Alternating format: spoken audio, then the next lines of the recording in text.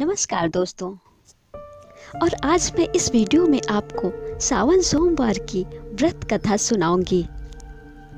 ऐसी मान्यता है कि इस कथा को सुनने मात्र से ही भक्तों की सभी मनोकामनाएं पूरी हो जाती हैं। तो दोस्तों ध्यान पूर्वक सुनिए। एक समय की बात है, किसी नगरी में एक साहूकार रहता था। वो भोलेनाथ का अनन्य भक्त था। उसके पास धन धान्य की किसी भी चीज की कोई कमी नहीं थी, लेकिन उसके कोई पुत्र नहीं थे और वह इसी कामना को लेकर शिव जी के मंदिर जाकर रोज दीप जलाता था, पूजा पाठ करता था।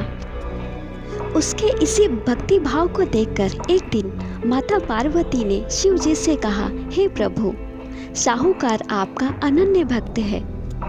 अगर उसे किसी बात का कष्ट है तो उसे आप दूर कीजिए। शिव जी बोले, हे पार्वती, शिव जी कहते हैं इस साहूकार का कोई पुत्र नहीं है, इसी बात का इसे दुख है। माता पार्वती कहती हैं, हे प्रभु, कृपा करके इसे पुत्र का वरदान दीजिए। शिव जी कहते हैं, हे पार्वती, साहूकार के भाग्य में पुत्र का योग नहीं है। ऐसे में अगर इसे पुत्र प्राप्ति का वरदान मिल भी गया तो उसकी आयु केवल 12 वर्षीय रहेगी। उसके बाद उसकी मृत्यु हो जाएगी। ये बात सुनने के बाद भी माता पार्वती ने कहा, हे प्रभु, साहूकार को पुत्र का वरदान देना ही होगा, अन्यथा भक्त आपकी पूजा आराधना क्यों करेंगे।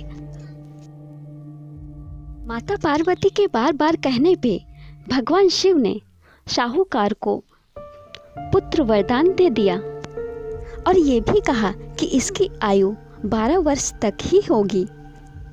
साहूकार ये सारी बातें सुन रहा था, इसलिए उसे ना तो खुशी हुई और ना ही दुख हुआ। पहले की तरह वह भोलेनाथ की पूजा आराधना करता रहा और उधर साहूकार की पत्नी गर्भवती हो गई और 9वें महीने में एक बालक को जन्म दिया और परिवार में खूब हर्षोल्लास मनाया गया। साहूकार पहले की तरह ही रहा। उसने अपने पुत्र की आयु का जिक्र किसी से नहीं किया। जब बालक 11 वर्ष का हो गया तो सेठानी ने एक दिन साहूकार से बालक के विवाह के लिए कहा। तो साहूकार ने कहा कि अभी बालक को पढ़ने के लिए काशी भेजेंगे।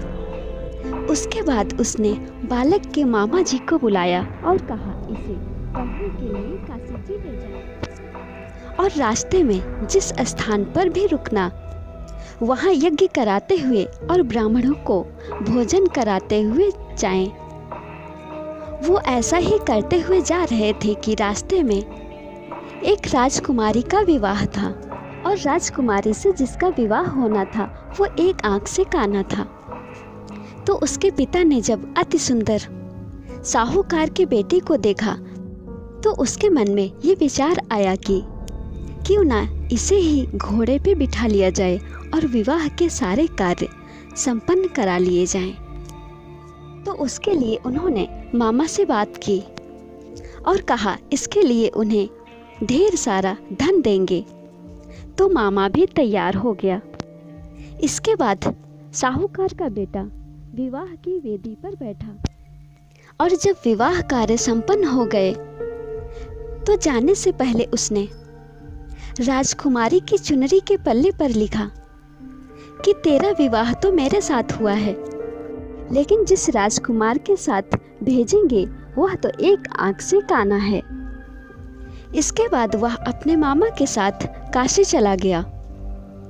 उधर जब राजकुमारी ने अपनी चुनरी पे लिखा हुआ पाया तो उसने राजकुमार के साथ जाने से इनकार कर दिया। तो राजा ने भी अपनी पुत्री को बारात के साथ विदा नहीं किया। बारात वापस लौट गई। उधर मामा और भांजे काशी जी पहुंच चुके थे। एक दिन जब मामा ने यज्ञ रचा रखा था और भांजा बहुत देर तक बाहर नहीं आया तो मामा ने अंदर जाकर देखा कि भांजे के प्राण निकल चुके थे। वह बहुत परेशान हुए। सोचा कि अभी अगर रोना पीटना मचाया तो ब्राह्मण चले जाएंगे और यज्ञ का कार्य अधूरा ही रह जाएगा। जब यज्ञ संपन्न हो गया तो मामा ने रोना पीटना शुरू किया। उसी समय शिव पार्वती उधर से जा रहे थे तो माता पार्वती ने शिव से कहा कि हे प्रभु, इतना कौन रो रहा है। तभी उन्हें पता चलता है कि ये तो भोलेनाथ के आशीर्वाद से जन्मा साहूकार का बेटा है। तभी माता पार्वती कहती हैं, हे स्वामी, इसे जीवित कर दें, अन्यथा इसके माता पिता के रोते रोते प्राण निकल जाएंगे। तब भोलेनाथ कहते हैं, हे पार्वती, इसकी आयु इतनी ही थी, वो अब भोग चुका है। लेकिन माँ के बार बार कहने के बाद भोलेनाथ उसे जीवित कर देते हैं। बालक ओम नमः शिवाय का जाप करते हुए जी उठा। मामा और भांजे ने ईश्वर को धन्यवाद दिया और अपनी नगरी की ओर चल दिए। रास्ते में वही नगर पड़ा और राजकुमारी ने उन्हें पहचान लिया। तब राजा ने राजकुमारी को साहूकार के बेटे के साथ धन और धान्य के साथ विदा किया। उधर साहूकार और उसकी पत्नी छत पे बैठे थे। उन्होंने ये प्रण कर रखा था कि अगर उनका पुत्र सकुशल नहीं लौटा तो छत से कूदकर वो अपने प्राण त्याग देंगे।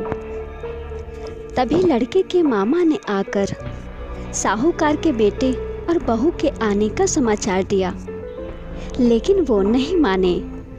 तब मामा ने शपथ पूर्वक उनसे कहा। तब जाकर उन्हें विश्वास हुआ और दोनों ने अपने बेटी बहू का स्वागत किया।